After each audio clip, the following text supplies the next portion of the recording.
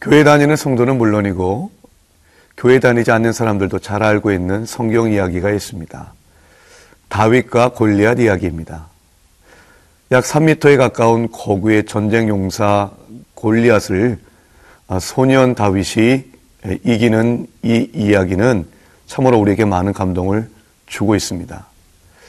사실 물맷돌 하나만 가지고 있었던 다윗은 중무장한 골리앗에게 애당초 적수가 될 수 없었죠. 엘라 골짜기에서 이루어졌던 이 이길 수 없는 싸움을 이길 수 있었던 비결은 무엇일까요? 오늘 그 다윗의 승리를 꿈꿔보며 하나님의 말씀을 같이 묵상하기를 원합니다.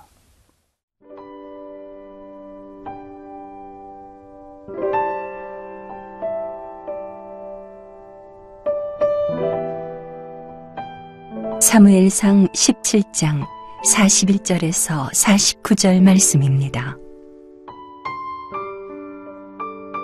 블레셋 사람이 방패든 사람을 앞세우고 다윗에게로 점점 가까이 나아가니라. 그 블레셋 사람이 둘러보다가 다윗을 보고 업신여기니 이는 그가 젊고 붉고 용모가 아름다움이라. 블레셋 사람이 다윗에게 이르되 내가 나를 개로 여기고 막대기를 가지고 내게 나아왔느냐 하고 그의 신들의 이름으로 다윗을 저주하고 그 블레셋 사람이 또 다윗에게 이르되 내게로 오라. 내가 네 살을 공중의 새들과 들짐승들에게 주리라 하는지라. 다윗이 블레셋 사람에게 이르되 너는 칼과 창과 단창으로 내게 나아오거니와 나는 만군의 여호와의 이름 곧 네가 모욕하는 이스라엘 군대의 하나님의 이름으로 네게 나아가노라. 오늘 여호와께서 너를 내 손에 넘기시리니 내가 너를 쳐서 네 목을 베고 블레셋 군대의 시체를 오늘 공중의 새와 땅의 들짐승에게 주어 온 땅으로 이스라엘의 하나님이 계신 줄 알게 하겠고 또 여호와의 구원하심이 칼과 창에 있지 아니함을 이 무리에게 알게 하리라. 전쟁은 여호와께 속한 것인즉 그가 너희를 우리 손에 넘기시리라. 블레셋 사람이 일어나 다윗에게로 마주 가까이 올 때에 다윗이 블레셋 사람을 향하여 빨리 달리며 손을 주머니에 넣어 돌을 가지고 물매로 던져 블레셋 사람의 이마를 치매 돌이 그의 이마에 박히니 땅에 엎드러지니라. 오늘 하나님의 말씀은 다윗과 골리앗이 본격적으로 싸우는 내용입니다. 먼저 오늘 본문 41절을 보면 블레셋 사람이라고 쓰여져 있는데 여기서 블레셋 사람은 골리앗을 가리킵니다. 골리앗이 자기에게로 다가오고 있는 다윗을 보고 느꼈던 생각들을 우리에게 전해주고 있습니다. 여러분, 골리앗이 누구입니까? 골리앗은 백전노장의 전쟁 용사였습니다. 그런데 그 골리앗이 가만히 다윗을 보니까 그는 한낱 소년에 불과했습니다. 오늘 본문 42절이 이렇게 얘기합니다. 그 블레셋 사람이 둘러보다가 다윗을 보고 업친 여기니 이는 그가 젊고 붉고 용모가 아름다웠다. 젊었다는 얘기는 자기가 상대하기 너무 어리다는 이야기입니다. 아름다웠다는 이야기도 여전히 다윗에게 어린아이가 풍모가 나타난다는 것입니다. 도무지 싸울 수 있는 적수가 되지 않는다는 이야기입니다. 더 나아가서 이 블레셋 사람 골리앗은 다윗을 저주하기까지도 합니다. 43절에 보니까 그의 신들의 이름으로 다윗을 저주했다라고 했습니다. 자, 다윗의 입장에서 보면 골리앗은 지금 다윗을 무시하고 있습니다. 그리고 그들의 신의 이름으로 저주하였습니다. 여기에 맞서는 다윗의 반응은 무엇이었을까요? 첫째, 다윗은 자신이 갖고 있었던 무기가 무엇인지 분명히 말해주고 있습니다. 오늘 본문 45절에 이렇게 얘기합니다. 다윗이 블레셋 사람에게 이르되 너는 칼과 창과 단창으로 내게 나오거니와 나는 만군의 여호와의 이름 곧 네가 모욕하는 이스라엘 군대의 하나님의 이름으로 네게 나아가노라. 전쟁에서 가장 중요한 것은 무기이겠죠. 다윗이 볼 때 블레셋 사람 골리앗이 갖고 있었던 무기는 우리가 흔히 생각할 수 있는 칼, 창, 그리고 단창이었습니다. 그러나 다윗에게는 이러한 모든 무기가 있지 않았습니다. 다윗은 자신이 갖고 있었던 무기를 분명히 얘기합니다. 우리는 흔히 다윗이 갖고 있었던 무기를 물매라고 얘기합니다. 물론 그것이 겉으로 보기에는 다윗에게 쓴 무기였지만 진정한 무기는 하나님의 이름이었습니다. 하나님의 이름은 하나님이 나와 함께 하신다는 믿음이고 여호와 하나님이 이 전쟁터를 주관하신다고 하는 고백이었던 것입니다. 그 하나님이 나를 이 싸움에 내보내셨다라고 하는 또한 담대한 고백이기도 했습니다. 골리앗은 그 키가 3m에 가까운 거인이었습니다. 그러나 다윗은 그의 마음 가운데 분명한 확신이 있었습니다. 진정한 거인은 여호와 하나님이라는 사실을. 따라서 그 여호와 하나님 앞에서는 골리앗조차도 결코 거인이 될 수 없음을 알았습니다.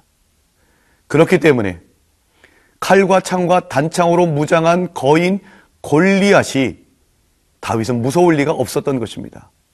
그에게는 하나님의 이름이, 진정한 거인 하나님의 이름만이 자신의 무기라고 믿었던 것입니다. 사도행전 3장을 보면 베드로와 사도 요한이 성전 미문에 있던 날때부터 앉은 맹인을 고칩니다. 아무도 주목하지 않았던 그를 바라보면서 베드로가 그렇게 얘기합니다. 은과 금은 내게 없다. 거지에게 필요한 것은 은과 금입니다. 근데 그런 것은 갖고 있지 않았습니다. 그러나 베드로에게는 가장 중요한 그 거지의 모든 인생의 문제를 해결할 최고의 값진 선물이 있었습니다. 그것은 바로 나사렛 예수 그리스도의 이름이었습니다. 그래서 베드로는 나사렛 예수의 이름으로 그를 일으켜 세웠습니다. 사랑하는 성도 여러분, 아무것도 가진 것 없이 세상에 나가서 싸우고 계십니까? 염려하지 마십시오. 우리가 여호와의 이름이, 나사렛 예수의 이름이 우리 가운데 함께하고 있음을 믿으시기 바랍니다. 세상 사람처럼 나도 골리앗처럼 중무장한 사람으로 나가겠다라고 하는 것은 우리의 연약한 믿음을 고백하는 것뿐입니다. 오직 나사렛 예수 그리스도, 오직 만군의 여호와의 이름이 우리에게 주어졌음을 깨닫고 우리가 저 세상에 나가 다윗의 승리를 꿈꿀 수 있기를 원합니다.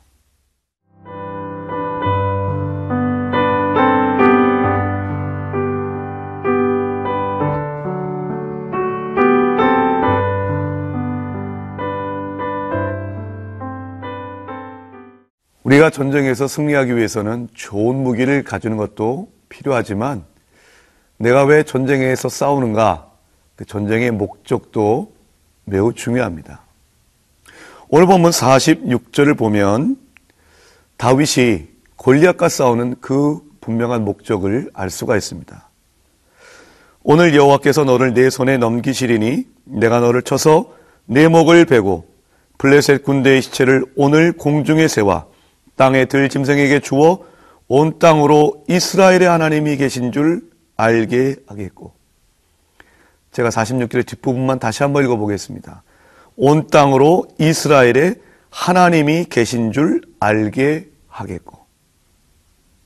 이것이 바로 다윗이 골리앗과 싸우려고 했던 목적이었습니다.